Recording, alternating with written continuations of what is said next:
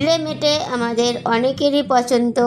তো আজকে আমি গিলে মেটের রেসিপি বানিয়ে আপনাদেরকে দেখাবো।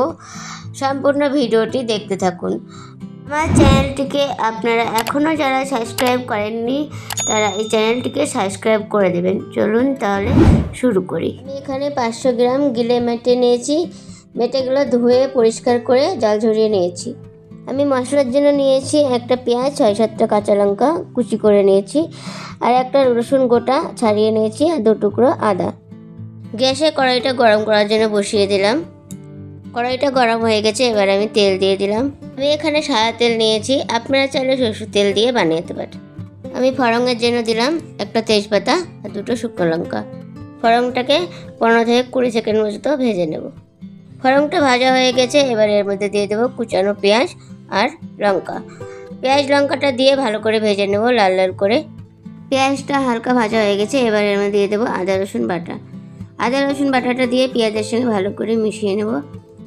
মশলাটা হয়ে এসছে, এবার এর মধ্যে দিয়ে দেবো গিলে মেটে। গিলে মেটেটা দিয়ে আমি মশলার সঙ্গে মিশিয়ে কিছুক্ষণ কষে নেব।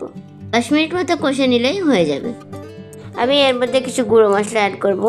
আমি গুঁড়ো মশলা যেগুলো নিয়েছি, পরিমাণ মতো লবণ, হাফ চামচ মিট মশলা, আর কাশ্মীরি লাল লঙ্কার গুঁড়ো, হলুদ গুঁড়ো, ধনিয়া পাউডার, সামান্য একটু জিরে পাউডার, সমস্ত মশলা দিয়ে ভালো করে কষিয়ে নেব।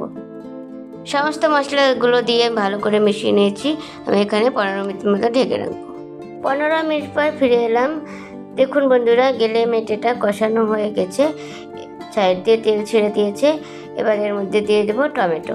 টমেটোটা আমি আগে থেকে কুচি করে রেখেছিলাম, এবার এর মধ্যে দিয়ে দেবো। টমেটোটা দিয়ে ভালো করে নেড়ে 5 মিনিট মতো লাস্টবারের মতো ঢেকে রাখবো। 5 মিনিট পর ফিরে এলাম। দেখুন বন্ধুরা, টমেটোটা গলে গেছে।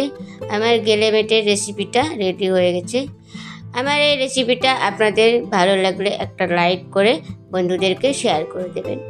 নামিয়ে নেওয়ার আগে সামান্য গরম মশলা দিয়ে দিলাম। গিলে মেটে কষা রেসিপিটি আপনাদের কেমন লাগলো অবশ্যই কমেন্ট করে জানাবেন। আমার এই সম্পূর্ণ ভিডিওটি দেখার জন্য আপনাদেরকে ধন্যবাদ। দেখা হবে পরবর্তী ভিডিওতে। নমস্কার।